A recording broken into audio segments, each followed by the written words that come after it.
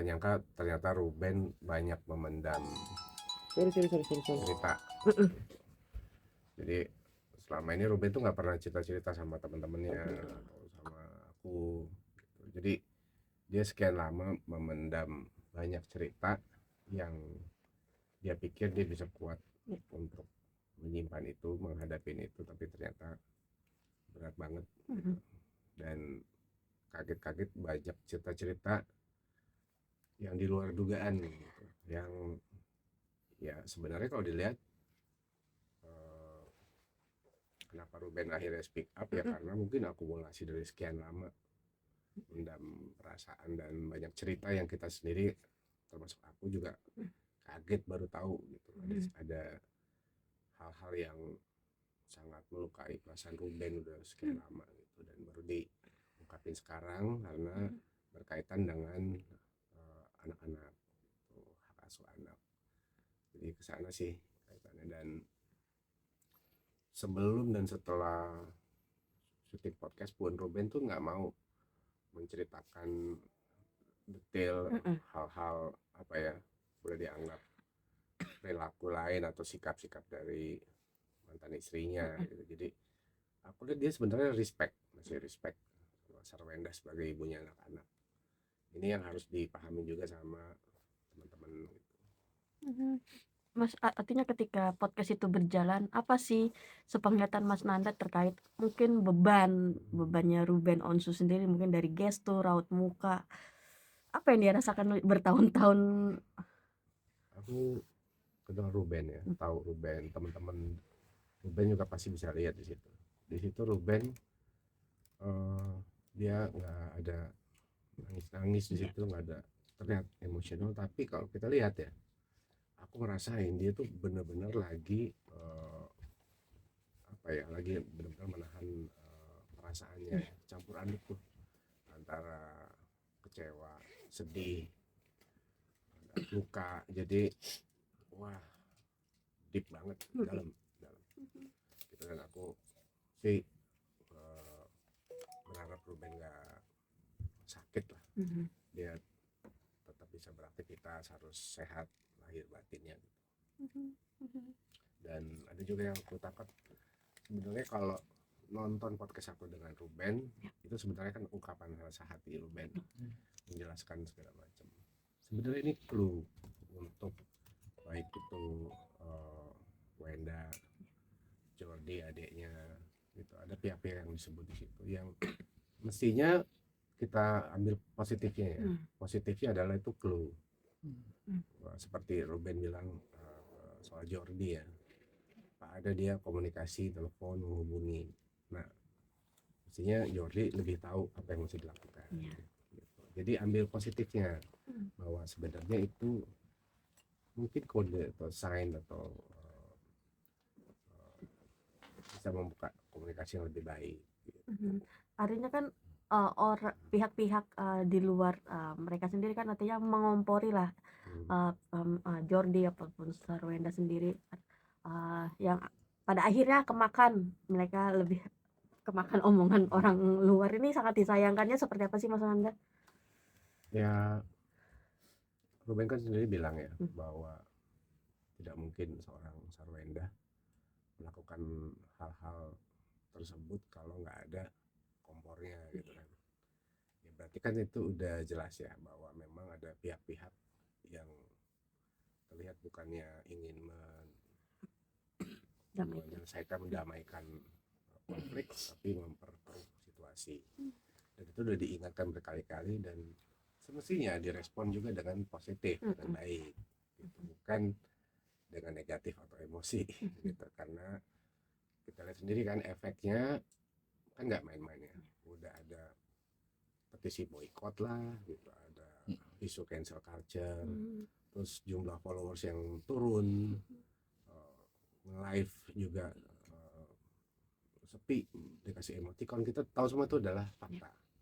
Dan ini lagi-lagi bukti bahwa setiap public figure artis harus hati-hati menjaga perilaku, menjaga attitude-nya, karena itu imbasnya pasti ke karir, nama baik, ke bisnis usaha juga. Jadi ini kasus ini semoga menjadi pelajaran buat semuanya lah gitu. Kita harus sama-sama belajar dari kasus ini gitu.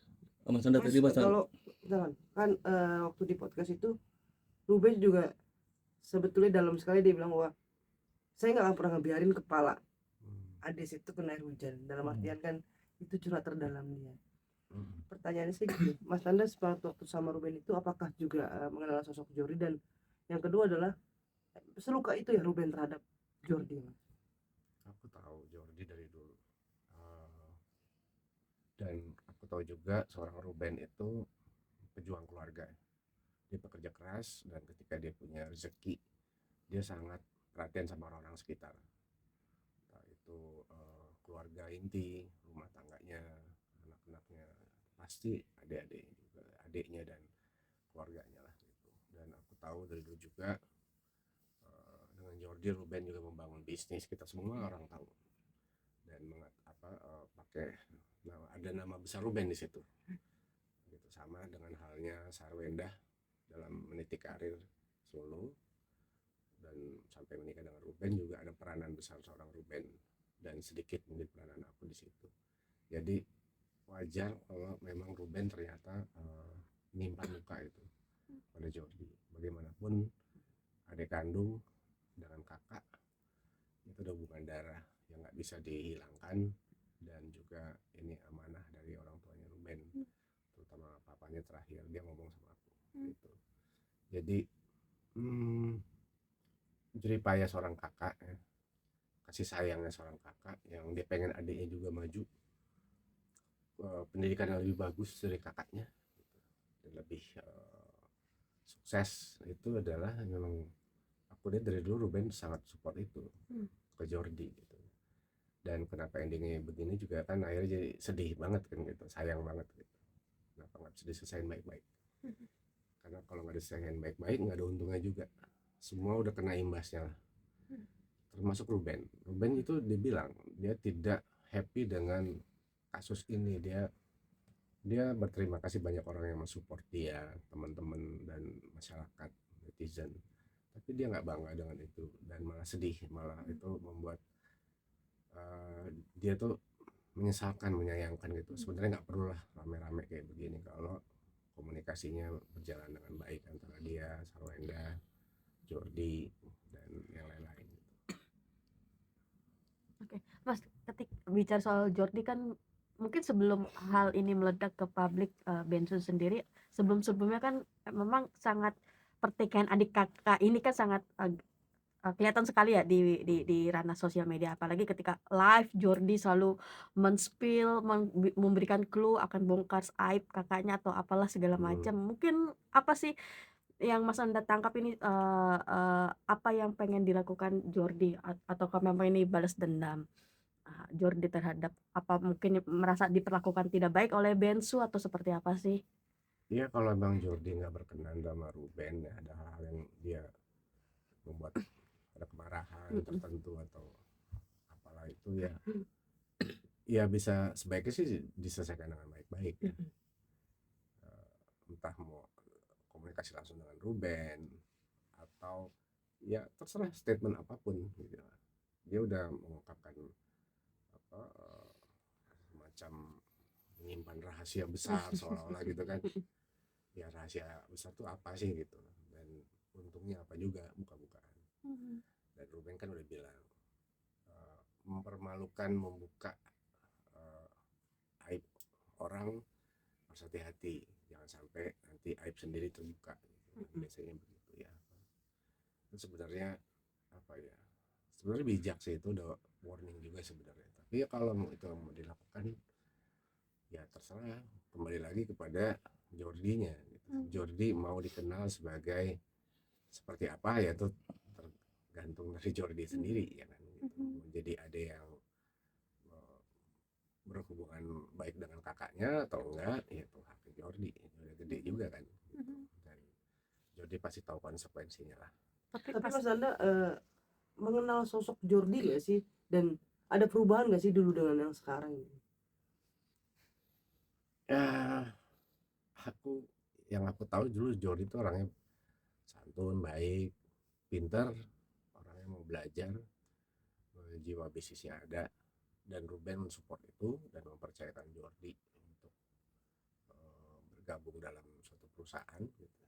Kita tahu semualah ini, dan saling support gitu. Jadi aku ngeliatnya senang dulu tuh, wah ini adik kakak kompak banget gitu di kesehariannya dan dalam bisnis gitu.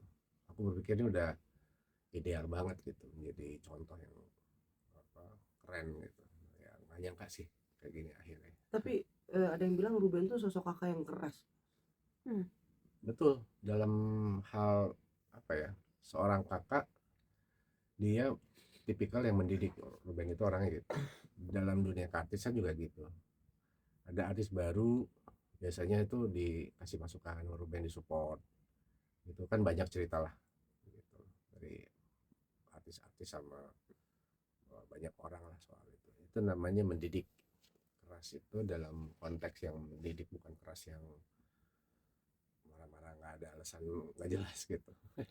Masalah ini kan jadi pertanyaan publik juga, kalau Jordi ini masih mengakui dekat dengan Sarwenda.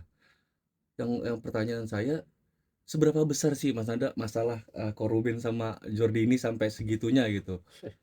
Makanya kan banyak banget yang kenapa sih Jordi ini masih ada di sisi Sarwenda gitu, maksudnya seberapa besar sih masalah mereka gitu? Aku nggak tahu sih sebenarnya, bingung juga gitu. Kok statement-statementnya gitu, reaksinya terlihat tidak baik-baik aja gitu, dan bukan merespon untuk meredam gitu ya, tapi jadi memperpanjang masalah, kesannya begitu. Nah itu aku juga nggak ngerti kenapa kayak begitu, padahal situasinya kan nggak bagus ya, impact kita tahu lah gitu. Seperti yang tadi aku bilang kan, ada cancel culture, ada kepercayaan yang menurun dari publik, dari masyarakat, dari brand dan lain-lain. Itu nih bukan soal Ruben dan Wenda lagi, tapi ini udah menjadi perhatian publik, netizen. Perilaku yang pantas, yang etis dan tidak etis itu terlihat. Jadi sebaiknya belajar dari pengalaman ini dan cepat-cepat memperbaiki sebelum terlambat. Karena kalau enggak, netizen kita tuh seolah-olah merasa ditantang. Ketika ada punishment, ada sanksi moral gitu, sanksi sosial, ketika tidak direspon dengan bijak, efeknya pasti akan lebih buruk lagi, takutnya. Dikhawatirkan seperti itu sih. Mas, pada pertemuan pertama itu saya pernah nanya sama Mas Anda, Mas kan kenal dua belah pihak nih Mas, antara Ruben dengan Sarwenda. Ada niatan nggak sih untuk menjembatani? Sudah terjawab. Saat ini ada niatan nggak untuk menjembatani Ruben dengan adiknya yang mungkin nggak Mas Anda kan lebih punya juga histori terhadap dua orang ini, lebih dekat sebetulnya kan? Ada niatan nggak Mas?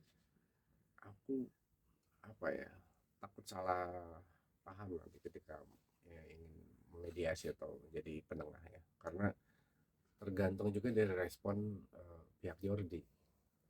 Kalau Jordi tidak membuka diri gitu ya, terus gak menjalin komunikasi, aku agak segan untuk memulai komunikasi duluan gitu, karena takutnya salah paham. Takutnya gini, niat baik tidak selalu bisa dihargain gitu. Sama seperti ketika aku menulis mengkritik di awal itu, niatnya sama sekali nggak buruk, niatnya baik untuk mengingatkan, tapi kan impactnya jadi kemana-mana, termasuk Sarwenda juga unfollow gitu kan ya. Artinya kan silaturahminya kan lagi terganggu di situ. Nah, situ aku nggak enak tuh jadinya gitu ya, tapi itu konsekuensi kan gitu, nggak apa-apa juga.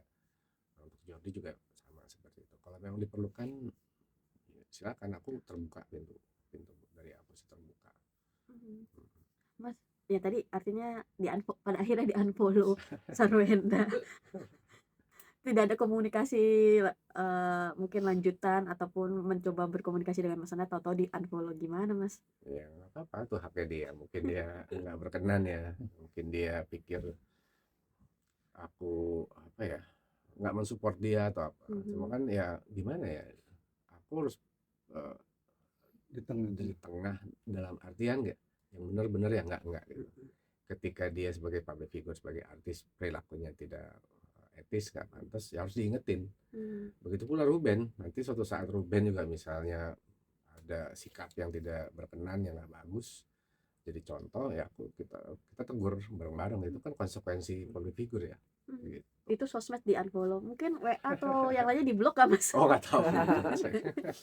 Dari Jordi sendiri belum ada Nggak ada komunikasi ya Mas Nanda ataupun sosmed? belum ada.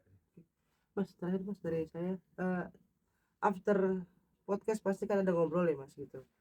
Apa sih keinginan Ruben itu untuk kalau anak sudah pasti kita tahu lah ya Mas. Untuk tali persaudaraan ini Mas gitu, terhadap Jordi. Kalau aku melihat ya, menurut pendapat aku, Ruben itu masih membuka masih buka pintu dengan statement dia, dengan cerita dia. Kalau enggak, dia nggak akan ngomong kayak gitu. Dia akan diam aja dan akan menutup komunikasi gitu. Cuman justru menurut aku di dalam podcast itu Ruben ngasih clue, ngasih kode, ngasih sign bahwa dia nggak pernah diajak komunikasi, nggak pernah diajak ngobrol baik-baik. Ya mestinya itu kalau direspon dengan positif ya. Kalau aku jadi Jordi sih secepatnya memperbaiki hubungan keluarga gitu. Karena kita nggak pernah tahu ya mau berapa lama sih kita gitu, hidup gitu.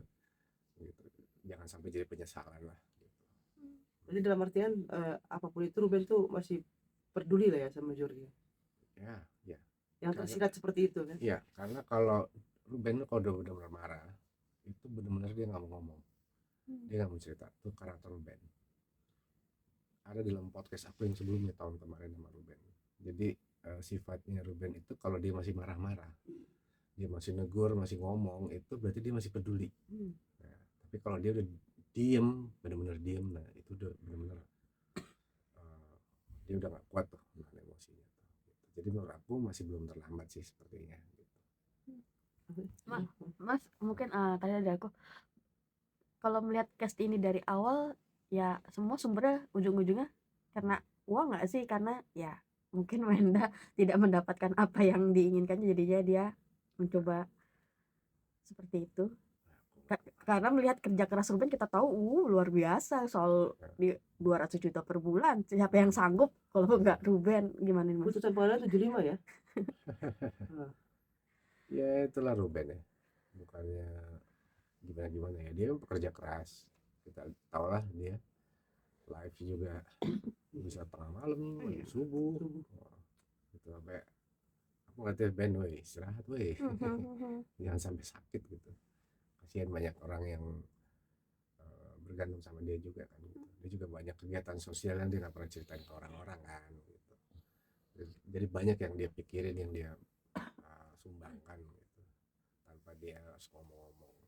Nah aku nggak ngerti ya, mestinya disyukurin lah apapun yang sudah diperbuat. Dan Ruben juga masih berharap kok, dia kalau semuanya baik-baik aja, Wenda baik-baik aja, dia support kok, termasuk hubungan dengan pasangan yang baru. Jadi co-parenting bersama dengan baik, anak-anak senang. Nah itu sebenarnya goalsnya itu sih menurut aku sih. Itu mesti segera diperbaiki sebelum terlambat, semakin jauh dan makin panas suasananya gitu. Ada pesan juga Mas mungkin tersirat untuk Wenda, Jordi ataupun kekasih Sarwenda mungkin Ya, si CEO?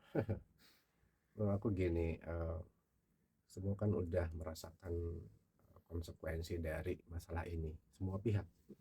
Wenda, Ruben juga kena dampaknya, dia nggak happy, dia